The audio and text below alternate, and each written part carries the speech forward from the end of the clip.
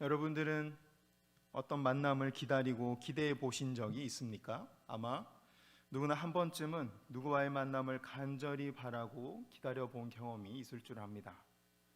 사랑하는 연인과의 만남, 군대 간 아들과의 만남, 눈에 넣어도 안 아픈 손자 손녀들과의 만남, 오랫동안 가까이 지내왔던 친구들과의 만남이 있습니다.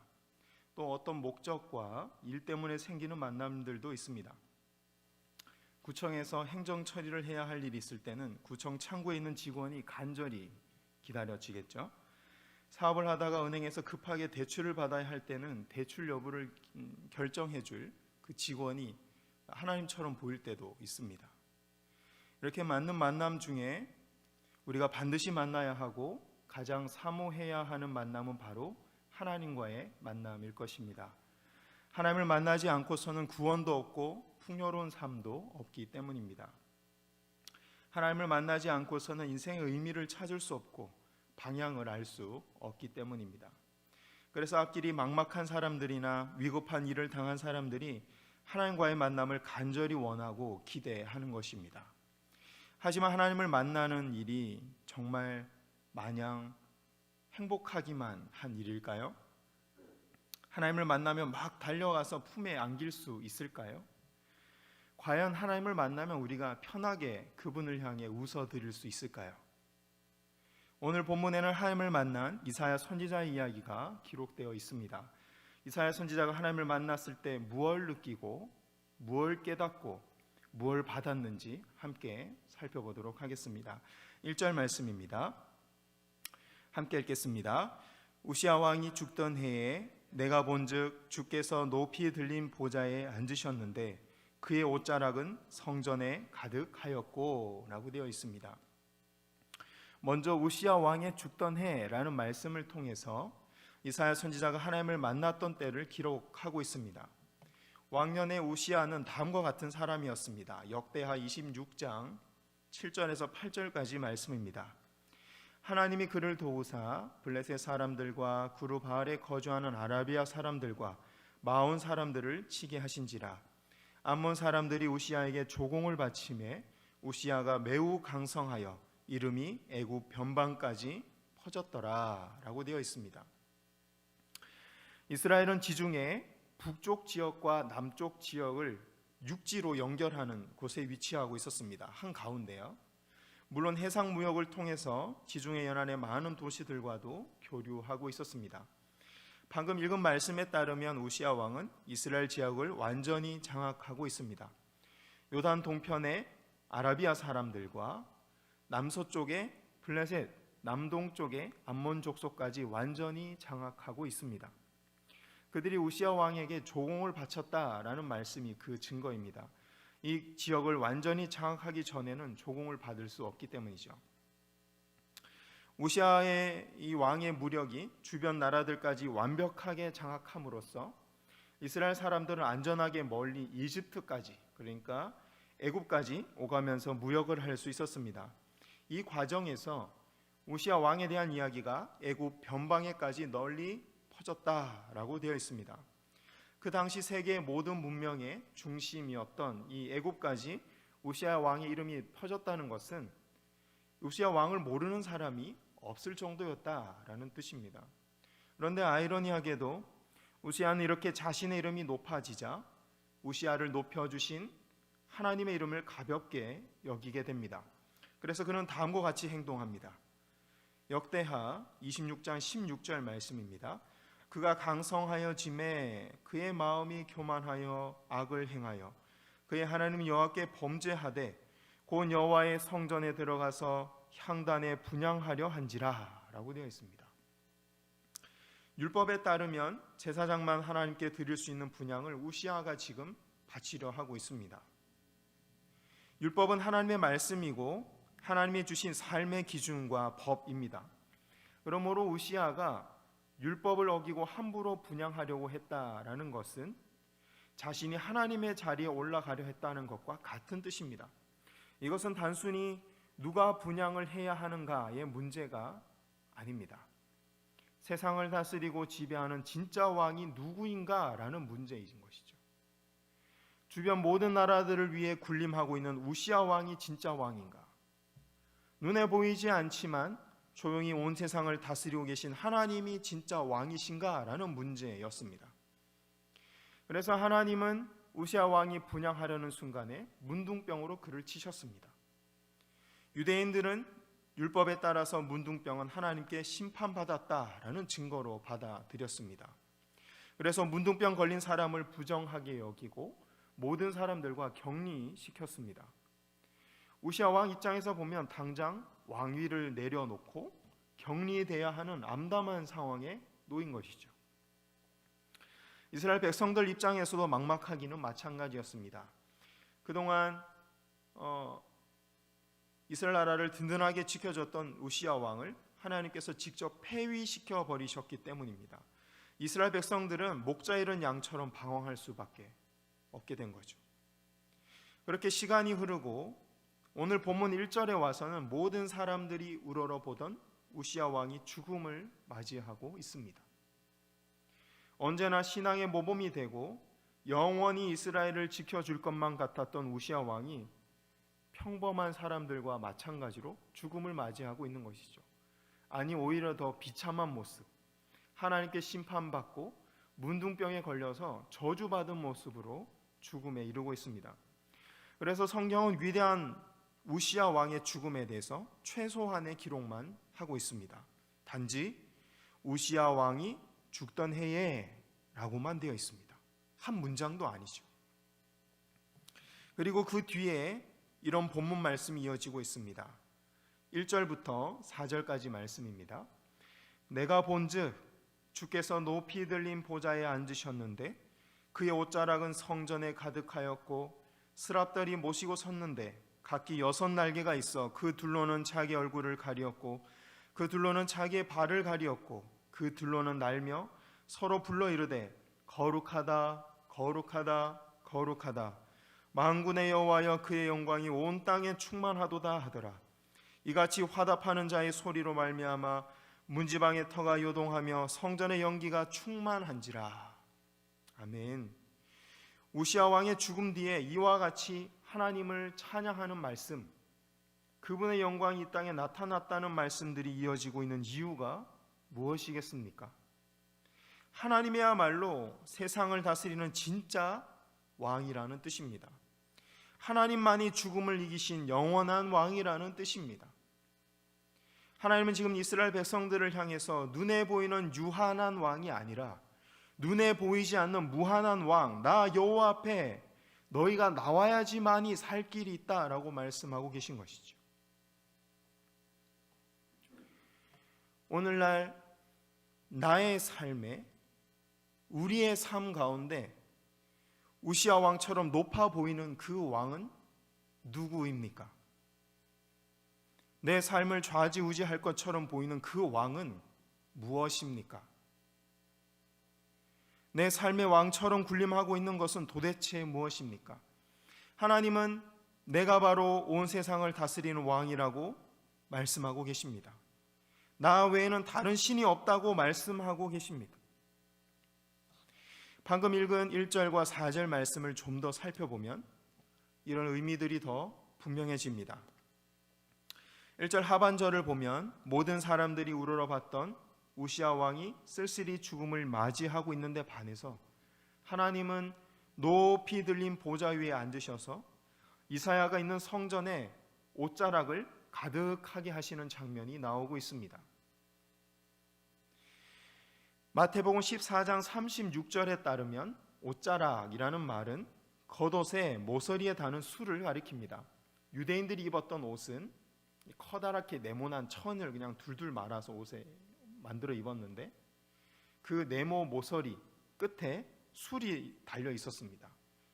그러니까 먼지털이처럼 가느다란 천을 이게 한 대 묶은 거죠. 그 술이 묶여 달려 있는데 이것은 민수기 15장 38절 41절에 따르는 말씀에 의하면 옷에 다는 술을 다는 이유는 하나님의 계명을 항상 기억하고 지켜서 하나님 백성답게 거룩하게 살아야 된다라는 뜻이었습니다.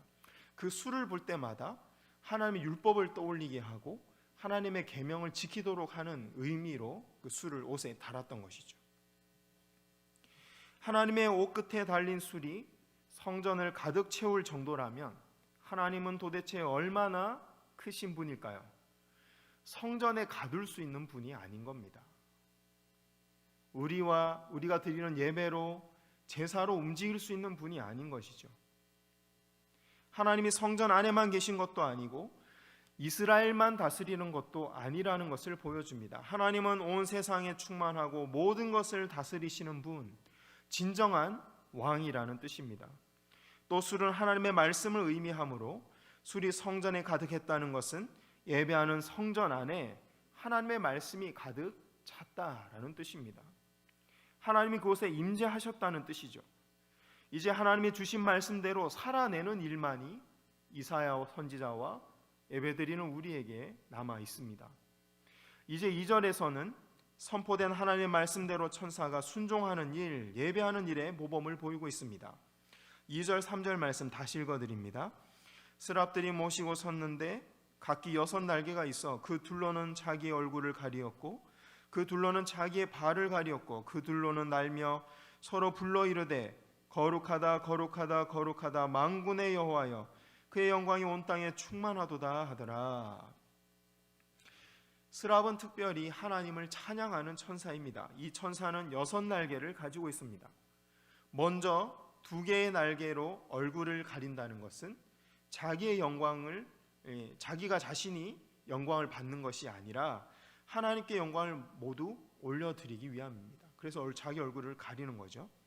또 2날개로 발을 가린다라는 것은 부끄러운 것과 부정한 것을 가린다라는 것입니다. 하나님 앞에 나아갈 때는 정결한 모습으로 나아가야 되겠죠. 그리고 유대인들이 사용하는 발이라는 뜻은 이 하체 전체를 가리키거나 또는 때때로 부정한 것을 의미했습니다.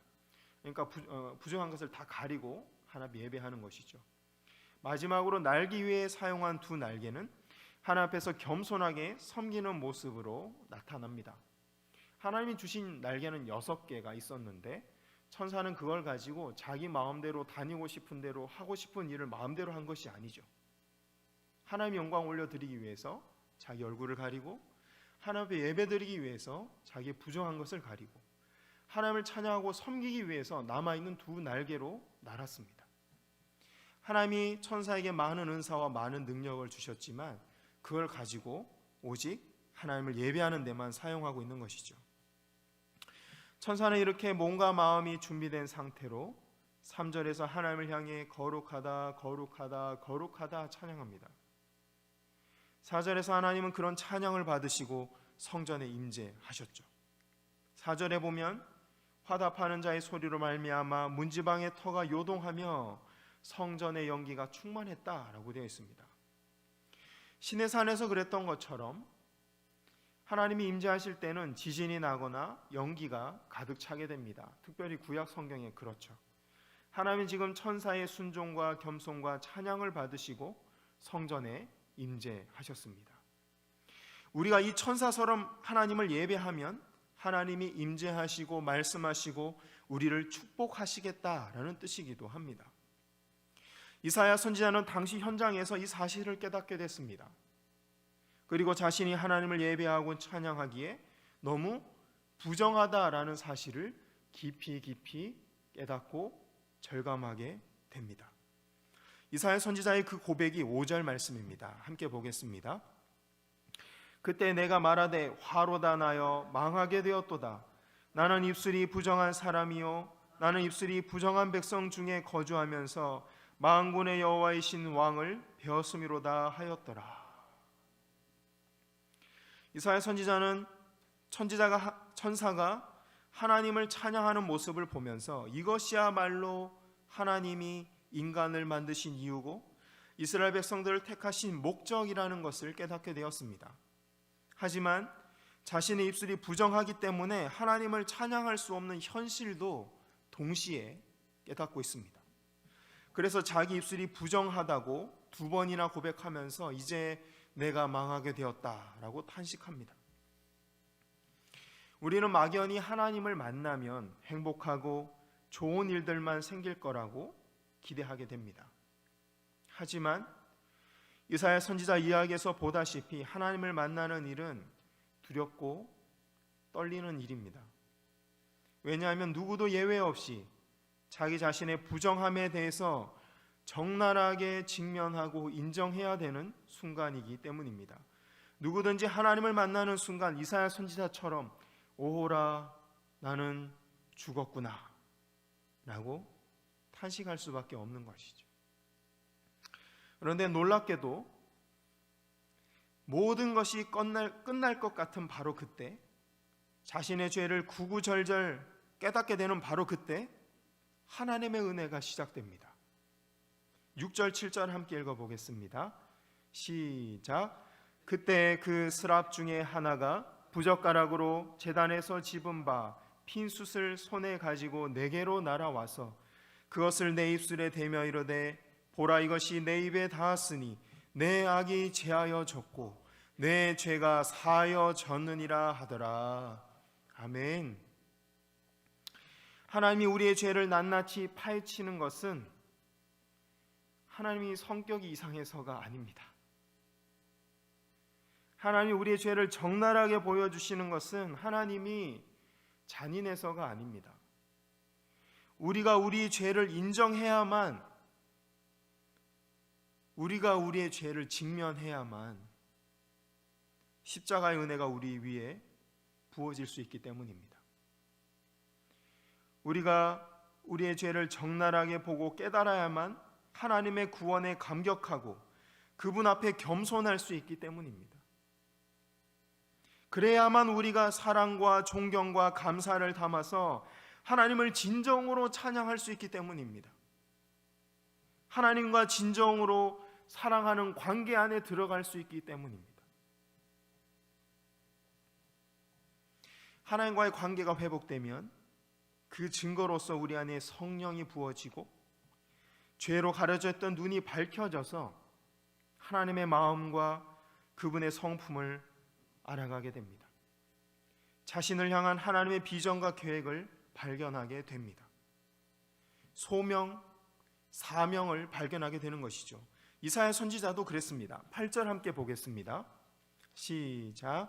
내가 또 주의 목소리를 들으니 주께서 이르시되 내가 누구를 보내며 누가 우리를 위하여 갈고 하시니 그때 내가 이르되 내가 여기 있나이다 나를 보내소서 하였더니. 오늘 본문 앞에 있는 이사야 1장에서 5장의 내용을 보면 이스라엘의 죄와 심판 그리고 남은 자들의 구원에 대한 메시지가 나옵니다. 그리고 지금 6장에서 하나님은 방금 구원받은 이사야 선지자 앞에서 이스라엘 전부가 죄에 빠져서 하나님의 마음을 깨닫지 못하고 있으니 도대체 누구를 내 백성 이스라엘에게 보내야 할지 모르겠다라고 한탄하십니다. 하나님은 누가 내 백성 이스라엘에게 가서 그들의 죄를 깨닫게 하고 하나님의 구원 계획을 전해서 그들을 구원하게 할까라고 탄식하고 있는 것이죠. 하나님이 탄식과 슬픈 목소리가 이사야 선지자에게는 이렇게 들렸습니다. 나의 사랑을 잊고 나의 구원을 받고 이제 나의 마음을 깨닫기 시작한 네가 나를 도와줬으면 좋겠다. 이사야 선지자가 뭐라고 대답했을까요? 내가 여기 있나이다. 나를 보내소서 라고 대답했습니다. 이사야 선지자의 대답은 남들보다 나은 제가 잘 해보겠습니다 이런 뜻이 아닙니다. 이사야서 1장에서 5장 내용을 보면 지금은 저 강박하고 완악한 이스라엘 백성들이 언제 회개할지 알 수 없는 때였습니다. 앞으로 계속 심판의 날이 이어질 게 뻔한 때였습니다. 언제 하나님의 구원과 회복이 임할지 알 수 없는 때였습니다. 그 내용이 바로 9절에서 12절까지 내용입니다. 함께 읽어보겠습니다. 시작.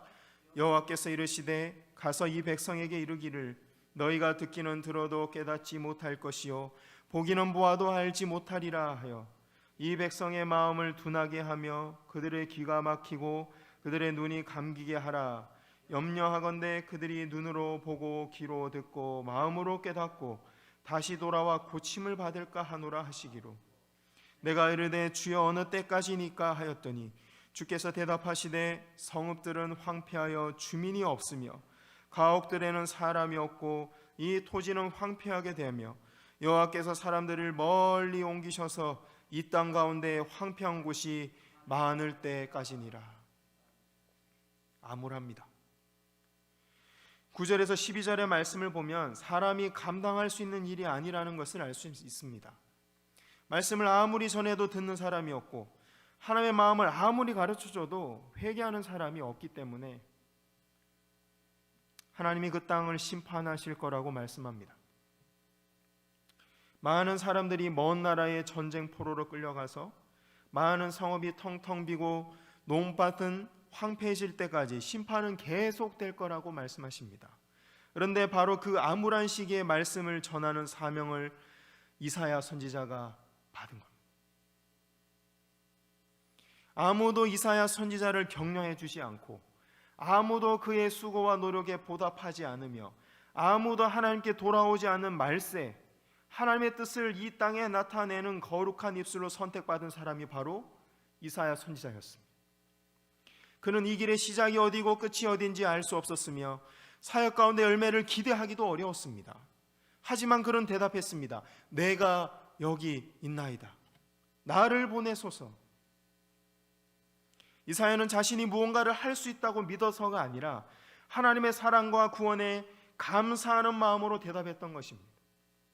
이사야 선지자는 무언가 높고 큰 열매를 발았던 것이 아니라 악한 세대 속에서 하나님을 찬양하는 거룩한 입술로 남고자 했던 것입니다. 이사야 선지자는 부정한 자신을 구원하신 하나님께서 저 악한 이스라엘 백성들도 구원하실 거라고 소망했던 것입니다. 이런 거룩한 마음을 품은 이사야를 향해 하나님은 다음과 같은 말씀을 주십니다. 13절 말씀입니다. 함께 읽습니다. 시작. 그 중에 10분의 1이 아직 남아있을지라도 이것도 황폐하게 될 것이나 밤나무와 상수리나무가 배임을 당하여도 그 거루터기는 남아있는 것 같이 거룩한 씨가 이 땅에 거루터기니라 하시더라. 아멘. 하나님은 이사야 선지자를 향해서 네가 바로 거룩한 씨고 네가 바로 나의 거룩한 그루터기다 라고 말씀하십니다. 내가 바로 이 악한 세대에 심겨진 거룩한 말씀의 씨앗이고 네가 바로 말세의 옳은 길을 알리는 마지막 등불이라고 말씀하십니다. 이 하나님이 바로 오늘날 우리를 부르신 하나님입니다. 이 하나님이 이사야 선지자를 부르셨던 것처럼 오늘날 우리를 부르고 계십니다. 내가 누구를 보내며 누가 우리를 위해 갈꼬라는 하나님의 부르심에 내가 여기 있나이다 나를 보내소서라고 대답하는 우리를 향해서 하나님이 13절 말씀으로 말씀하고 계신 것입니다. 네가 바로 이 땅에 내 손으로 심은 거룩한 씨앗이다. 내가 이 땅에 남겨둔 거룩한 그루터기다. 네가 바로 이 땅의 마지막 소망이다. 내가 반드시 너를 통해서 이 땅에 구원을 베풀고 기쁨의 날이 오게 할 것이다. 이사야 선지자처럼 하나님의 거룩한 부르심에 응답하고 쓰임받는 우리 모두가 되기를 소망합니다.